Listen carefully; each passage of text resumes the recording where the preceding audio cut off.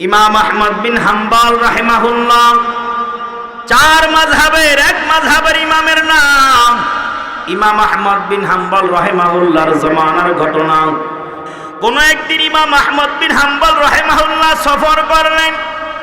বৃদ্ধ মানুষ গাট্টি নিয়ে কাদের মধ্যে নিয়ে রওনা করলেন। যুবক ভাইরা বৃদ্ধ বাবারা খুব খেয়াল করে কথাগুলো শুনবেন।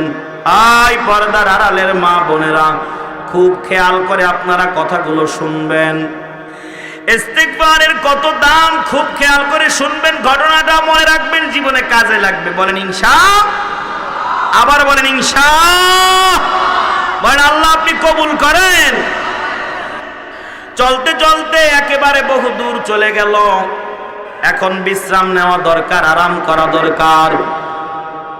তালাশ করতেছে কোথায় বিশ্রাম করা যায়।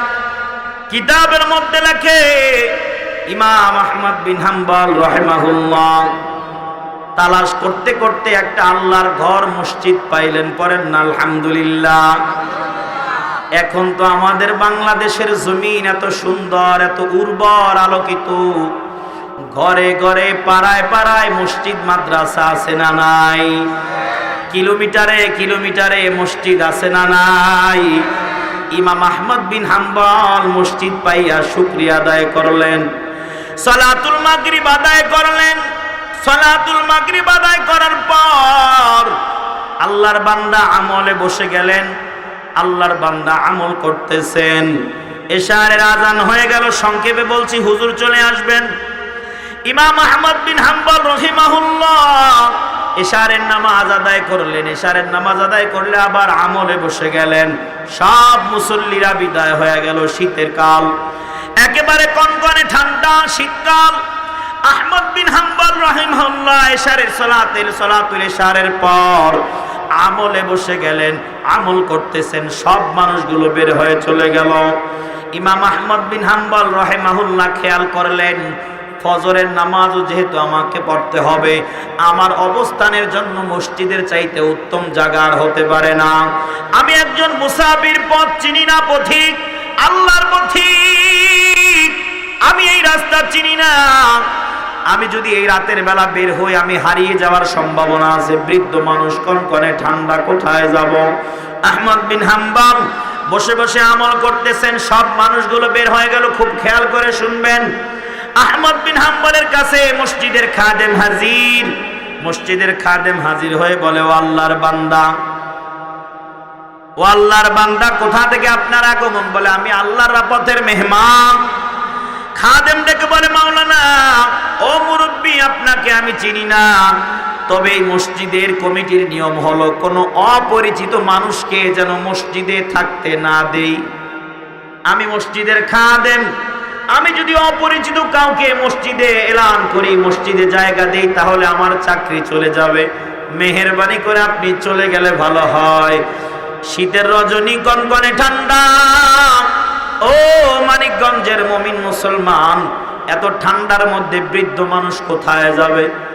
ইমাম আহমদ বিন হাম্বল দেখেন কত এভাবে ভালো তাকওয়াওয়ালা মানুষ। তখন নিজের পরিচয় দেয় না। ওই খাদেম, তুই কাকে যাইতে বলো, আমাকে চিনস?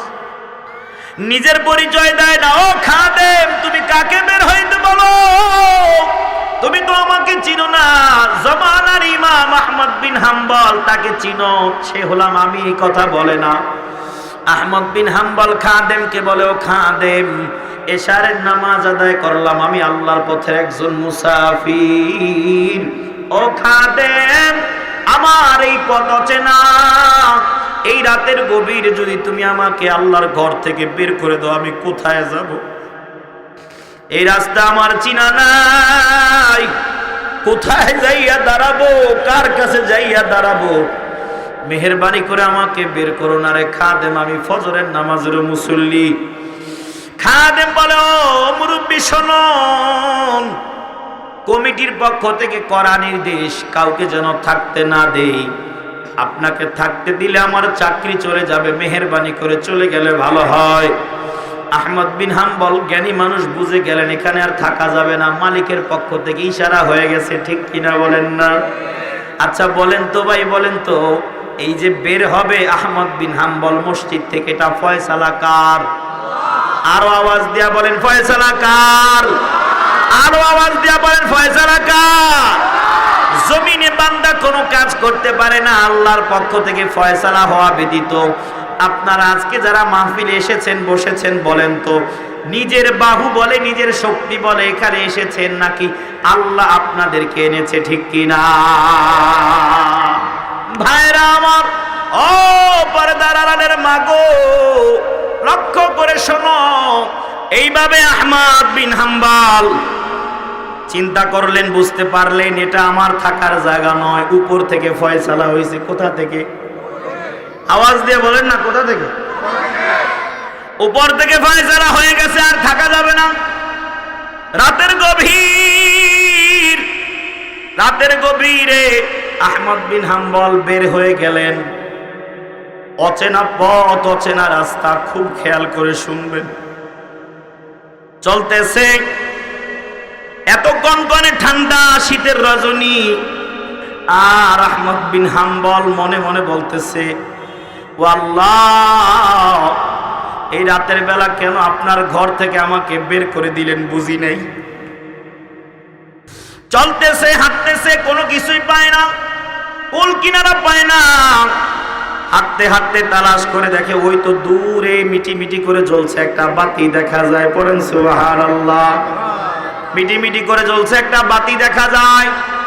হাঁটতে হাঁটতে হাঁটতে হাঁটতে বাতির কাছে যাইয়া দেখে এটা কোনো সাধারণ বাতি নয়, এটা একটা বাজার, কয়েকটা দোকান আছে। সুবহানাল্লাহ।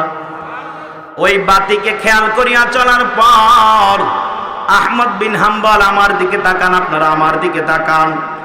আহমদ বিন হাম্বল লক্ষ্য করল ওই বাতি একটা দোকানের বাতি। ওই বাতির কাছে যাইয়া দেখে এটা অন্য কোনো বাতি নয়। রাতের গভীরে, শীতের রজনীতে রাতের গভীরে এটা একটা যুবকের দোকান, এটা একটা যুবকের দোকানের চুলার উনুনের বাতি। সুবহানাল্লাহ। ভাইরা আমার, আহমদ বিন হাম্বল যুবকের কাছে যাইয়া সালাম দেয়, আসসালামু আলাইকুম রাহমাতুল্লাহ। যুবক মুসলমান সালামের জবাব দেয়, ওয়া আলাইকুমুস সালাম রাহমাতুল্লাহ। আহমদ বিন হাম্বল ডাক দিয়া বলে, যুবক, আমি আল্লাহর পথের একজন মুসাফির রে যুবক। ও যুবক, আমি আল্লাহর পথের একজন মুসাফির, এই পথে রওনা হলাম। তুমি যদি আমাকে অনুমতি দাও, বৃদ্ধ মানুষ, এই শীতে আমার যাওয়ার কোনো জায়গা নাই। তোমার উনুন থেকে, জল আগুন থেকে আমি একটু তাপ নিয়ে আমি নিজেকে গরম করতে চাই। আল্লাহর বান্দা যুবক, সুন্দর চেহারা বিশিষ্ট ইসলামিক যুবক, বলেন সুবহানাল্লাহ। ওই মুসলমানদের শরীরে একটা নূর আছে না নাই? মুসলমানদের সন্তানদেরকে দেখলেই বোঝা যায় এটা মুসলমানের বাচ্চা। কথা কয় না? মুসলমানদের ছেলেদের দিকে তাকাইলেই বোঝা যায় এটা একটা মুসলমানের বাচ্চা। ঠিক কি না?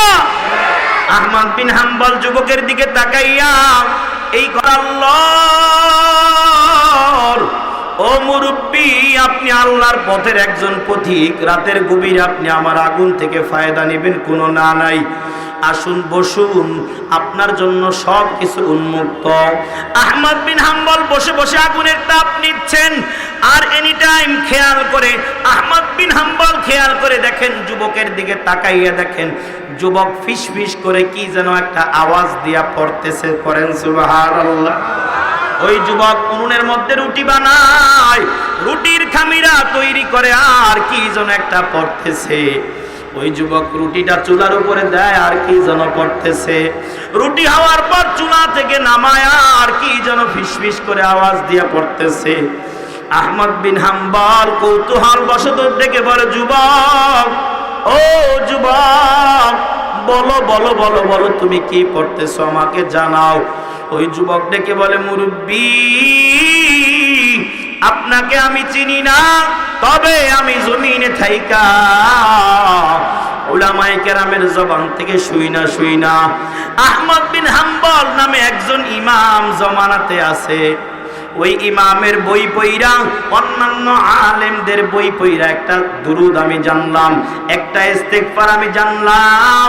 ওই ইস্তেগফারের ভিতরে লেখা আছে যখন বান্দা গুনাহ করে আর ইস্তেগফার পরে বান্দার গুনাহগুলো মাফ হইতে থাকে।